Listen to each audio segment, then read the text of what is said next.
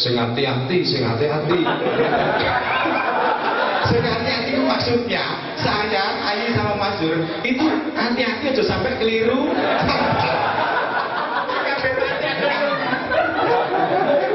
Guys, tahu nggak kalian? Kapan itu diketahui kalau itu sandal? Salah satu di antara teman kita itu ada yang giginya seperti ya Kaspo. Namanya siapa? Siapa sih? Benny kan? Haji Ridwan. Nah, Haji Ridwan itu lelaki keibuan. Jadi jaga lempeng begitu. Nah, untune iku kecantol benang. Gara-gara kecantol benang. Kok alot sih? Yo, wong kotor.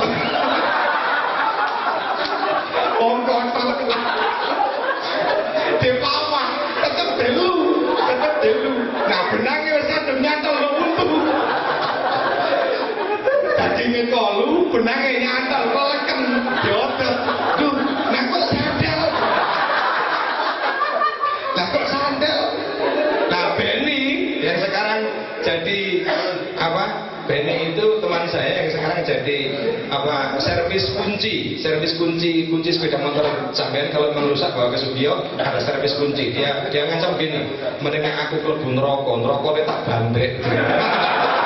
Oh, aku tukang kunci.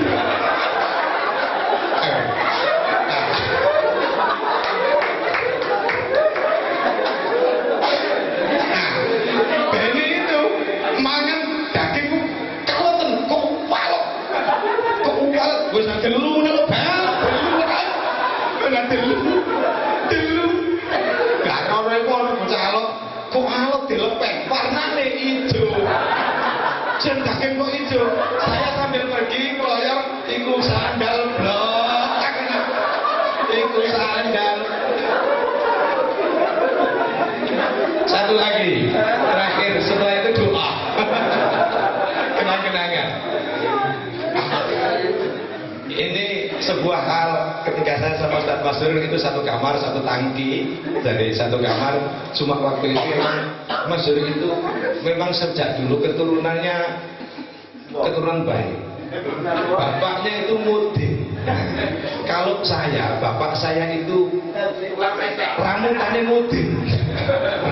mudin. Maka saya jadi seperti ini. Andai kan bapak saya itu mudin, saya bisa ngungguli Masdur lebih dari itu. Bapak saya itu nggak bisa apa-apa. Makanya kalau pernah satu saat saya dikatai gini sama tetangga saya, nang kono kok macem-macem nuturi wong anake ular begitu. Tak jawab gini, nek aku anake ular gelem topo dadi kupu. Tapi nek Riko anake kupu dadi ular. Begitu. Dadi ular. Ada sebuah kisah begini, jadi pada zaman dahulu ada seorang laki-laki sangat bodoh. Cek gladi goblok, ketika ada di bok ini, tolong dia dan tunggu yang lucu. Ini endingnya juga lucu nanti, tapi diam saja dulu. Tolong dia. Sejenak saja.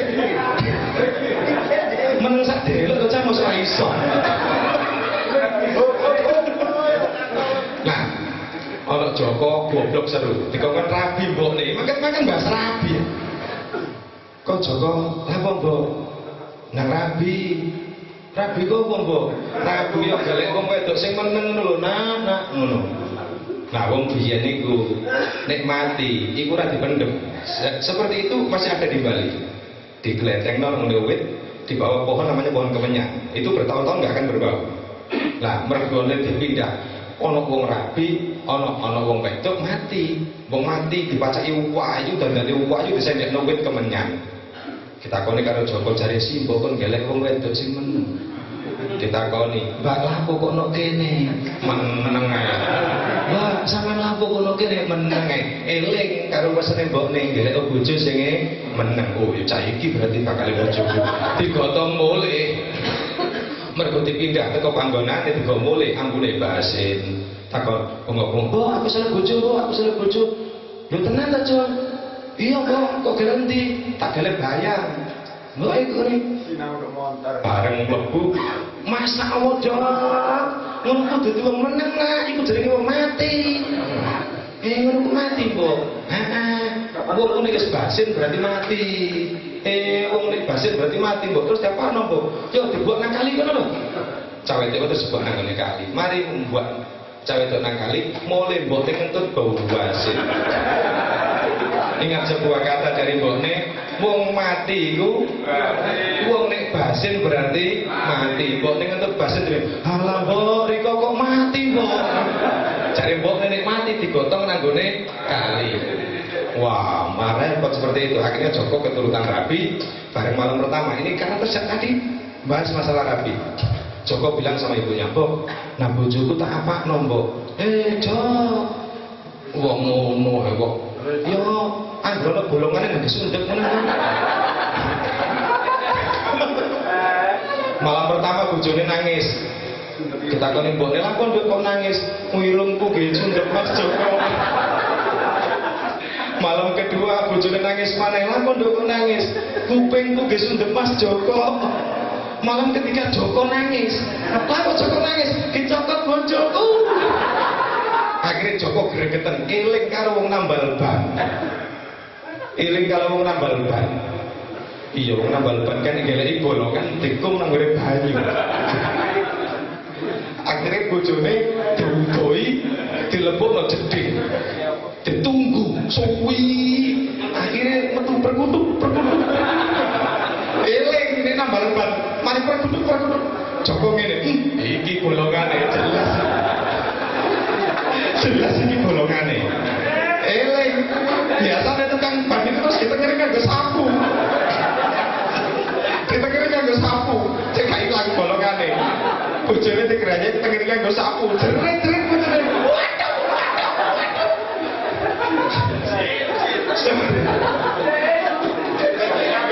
Seperti itu. Artinya begini. Memang orang itu kalau nggak menikah itu biasanya karena bodoh. Gak ngerti nikmatnya wong Rabi. Wong sing koyo kene gak usah dituturi. Sak ngerti-ngertine dhewe. Makanya bener Ustaz Rahim didongakno wae. Dan ini ada beberapa teman yang mungkin punya adik atau punya apa.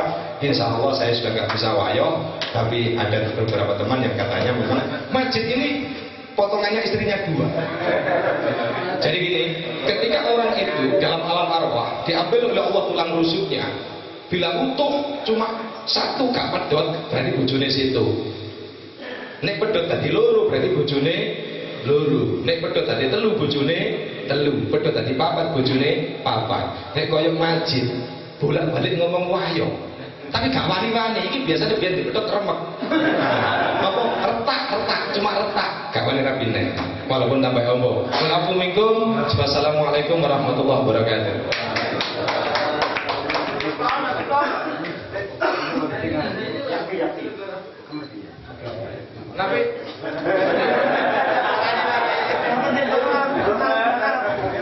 Bagaimana diteruskan?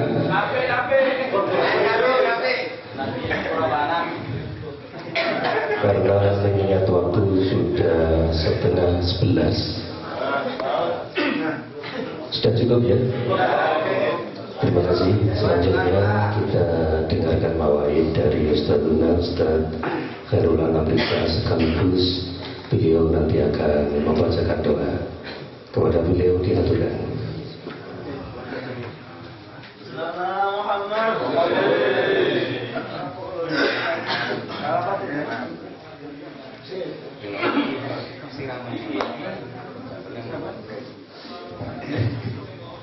Assalamualaikum warahmatullahi wabarakatuh.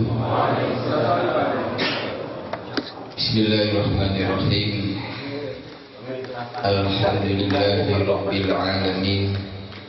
Alladzi ja'ala ad-dina ribatan baina qulubil mu'minin wa nadaba ilaina bil ihtisami wat tamassuki bihablillahil matin.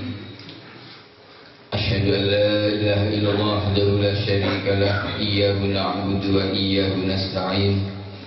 Wa asyhadu anna Muhammadan 'abduhu wa rasuluh qaidul huril muhajjalin. Allahumma fasalli wa sallim wa barik wa azim wa karim wa an'im ala sayyidina wa nabiyina wa maulana Muhammadin wa ala alihi wa ashabihi wa tabi'in wa tabi'it tabi'in wa man tabi'ahum bi ihsanin ila yaumiddin wa nahnu ma'ahum wa fihim bi rahmatika ya arhamar rahimin. Amma ba'du.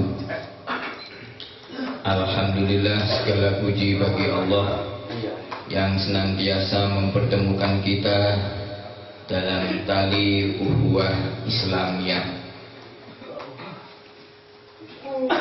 Ukhuwah Islamiyah insya Allah sudah merajut semua ukhuwah yang lain. Ukhuwah wataniyah insya Allah sudah tercakup di dalamnya. Ukhuwah basyariah juga demikian. Sungguh tempat ini malam ini penuh berkah, karena yang hadir ini insya Allah semuanya para tokoh-tokoh di tempatnya masing-masing. Insya Allah sudah pada jadi kiai semua. Gak tahu berkahnya siapa ini.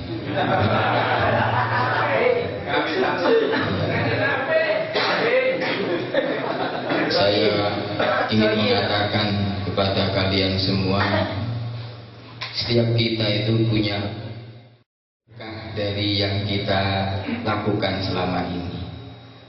Dan apa yang kita rasakan hari ini itu adalah berkah dari yang dulu kita lakukan. Dan ini berlaku sepanjang waktu, sepanjang zaman. Maka saya selalu menikmati keberkahan-keberkahan yang hari ini saya rasakan. Bagi saya pertemuan seperti ini teramat penting. Maka meskipun hari ini mohon maaf saya ada undangan penting tadi dari sebuah perguruan di Gresik. Saya diharapkan rawuhnya, tapi karena saya ingin hadir reuni dan ingin menikmati cerita-cerita tadi, makanya ketika dipending ceritanya sekarang saja saya ingin mendengar. Nggak tahunya banyak cerita yang sebetulnya belum pernah saya dengar.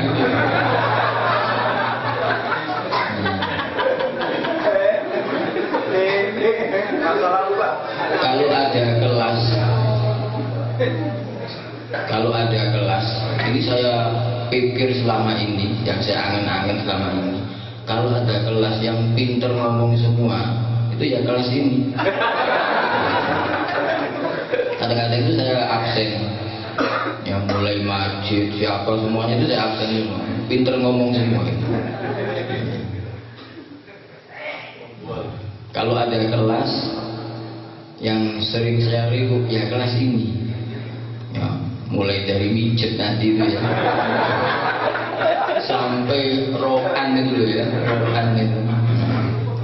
Saking seringnya disuruh rokan itu, ada di kamar DT itu ditulis jundur risa gitu. Gak tahu itu gerakan apa itu.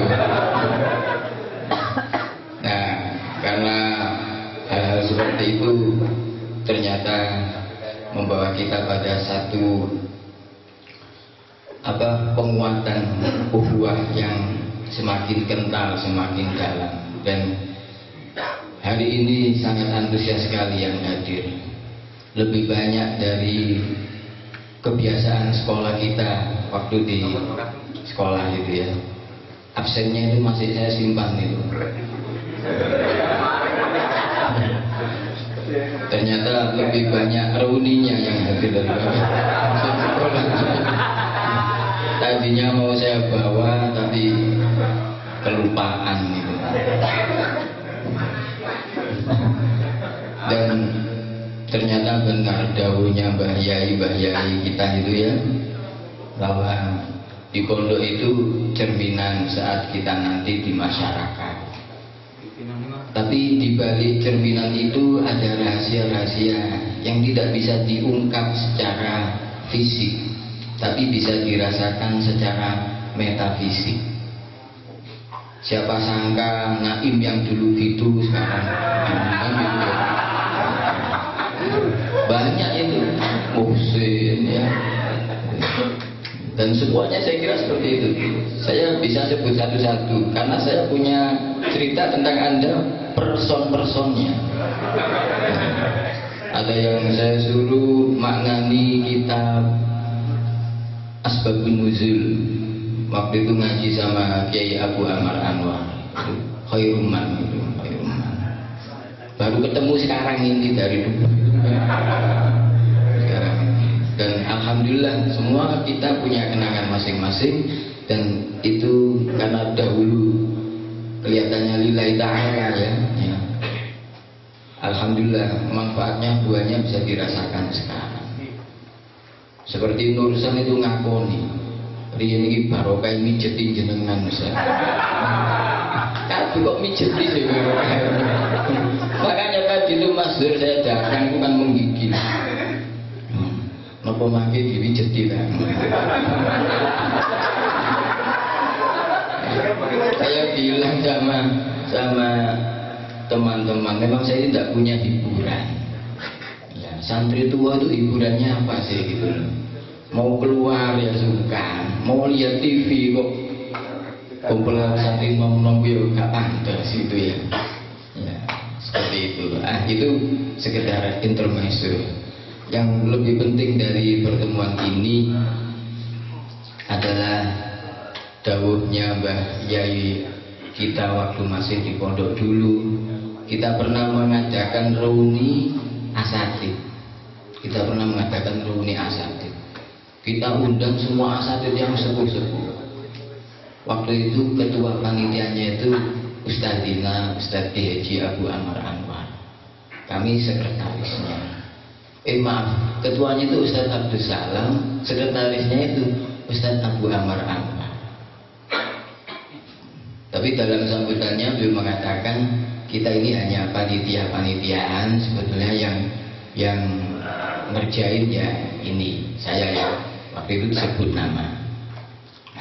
Pertemuan itu sangat akrab sekali karena hadir semua guru dari yang sepuh-sepuh sampai yang baru-baru. Kerso rawuh juga Romo Yai berdua, padahal harus naik tangga 3 lantai di gedung Al-Falakiyah yang sebelah barat selatan. Nah waktu itu beliau mengutip dawuhnya Imam Ghazali, antara lain dawuh yang sering dikutip oleh Pak Toyid itu, la khairu fi khairin la yadum. Tidak ada kebaikan yang tidak berkelanggengan. Bal syarrun la yadu khairun min khairin la yadu. Nah, alhamdulillah kalau misalnya dulu kita itu agak syarrun kan nggak langgeng ya, sekarang sudah khairun semua ini. Khairun semua. Nasibnya bagus-bagus semua sesuai dengan jeripaya yang telah kita lakukan semua. Kemudian dalam pertemuan kesan ya, beliau juga sering mengutip dawuh yang diriwayatkan oleh Imam Bukhari dalam kitab Jawahirul Bukhari. Al-arwahu junudun mujannadah. Jadi perkalian pertemuan itu sangat menjadikan kita satu sama lain lebih akrab, lebih menyatu, lebih mudah untuk melakukan hal-hal yang lebih dari itu semuanya. Fama ta'arafa minha italafa. Kalau sering ketemu ya semakin harmoni. Tapi wama tarakalo ikhtalafa. Tapi kalau nggak pernah ketemu panggeling kanakal, ya ikhtalafa, maka mudah berselisih. Nah, 20 tahun adalah siklus waktu yang saya kira amat panjang. Nah, maka sangat berterima kasih kita kepada penggerak kegiatan ini, yang memfasilitasi, dan semuanya insya Allah menambah keberkahan kita semua. Memang yang baik itu pertemuan-pertemuan itu tidak usah iri-irian, sing duwe apa ya iku digawa ngono ae. Sing duwe motor ya motore sing digawa. Kalau iri-irian, pemane kok ditarik urunan-urunan, mulai berkurang biasanya begitu ya. Tapi yang monggo itu Anda yang lebih tahu. Alhasil teman-teman semua, kita sangat mengapresiasi kegiatan seperti ini. Pesan-pesan yang tadi didahulukan oleh Mbak Yai Abdul Munif dan Romo Yai Ubaidillah, monggo sedapat mungkin kita lakukan. Kalau kaitannya dengan berbaur dengan masyarakat, ya kita lakukan itu sesuai dengan kadar kemampuan kita. Sesibuk apapun kita sempatkan waktu untuk berbaur dengan masyarakat. Ingat, tadi sudah disinggung oleh teman kita, penguatan dakwah di masyarakat saat ini sangat perlu. Gerakan-gerakan dakwah oleh paham-paham lain sangat masif sekarang itu. Masif itu syamil, sudah merata, dilakukan secara sistemik, terorganisir, bahkan didukung oleh kekuatan-kekuatan, baik kekuatan finansial, ya, kekuatan parlemen, kekuatan birokrasi, dan lain sebagainya. Kita selama ini berjalannya itu normatif saja, ya, alamiah. Nah, kita tidak bisa kemudian mengabaikan yang kecil itu. Kita tidak bisa kemudian menganggap sepele ya yang kecil itu. Sebab kita sudah sering dimotivasikan, al-haqqu bila nidomin yang libuhul batil binidomin. Nah, monggo trik-trik dakwah barangkali penting untuk disampaikan di sini, baik menjadi gerakan personal maupun gerakan jama'i bisa. Nah, memang kita sering dipesan pertemuan-pertemuan ojo mulu-mulu, ojo serius-serius. Ya kita nggak mulu-mulu ya, nggak serius-serius. Mau bionya ya wis akeh kok ya. Tapi kan harus ada juga bahan-bahan yang menjadi ilmu kita. Gitu. Nah seperti ini.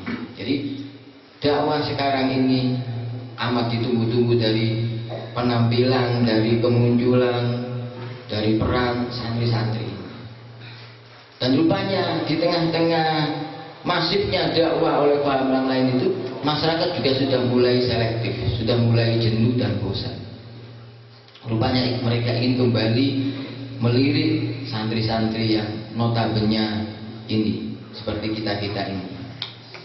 Nah, oleh karena itu penting mulai kita pikirkan seperti itu, bahwa kita masing-masing punya potensi lalu sharing itu bagus. Tapi kita juga menyadari bahwa setiap kita tidak bisa menjadi orang lain. Setiap kita pasti harus menjadi kita. Dan akan konyol akibatnya kalau kita memaksakan menjadi orang lain. Tapi bahwa orang lain menjadi penyemangat, bahwa orang lain menjadi pemicu, bahwa orang lain menjadi inspirasi, itu penting. Maka kalau kaitannya dengan keberhasilan, kaitannya dengan ibadah, kita mengajak kepada orang yang lebih baik. Dan seterusnya itu dalam rangka untuk memotivasi kita. Adik-adik semua, saya kira pertemuan ini harus diteruskan sampai kapanpun kita bisa melakukan ini. Kalau perlu dibuat rencana-rencana yang baik, ya, tidak harus setahun sekali, terserah mau 2 tahun, mau 3 tahun, terserah itu semua. Yang penting ada waktu di mana kita bisa bertemu seperti ini. Yang jelas apa yang tadi telah disampaikan oleh teman-teman semua itu sangat menginspirasi kita semua, sangat mengilhami kita semua, bahwa ke depan kita punya tanggung jawab, bahwa ke depan kita punya permasalahan-permasalahan yang itu harus kita selesaikan. Kalau belajar itu bisa di mana saja. Ya. Kalau mengaji itu bisa kepada siapa saja. Maka berkhidmah pun bisa di mana saja. Semua kalau diniatkan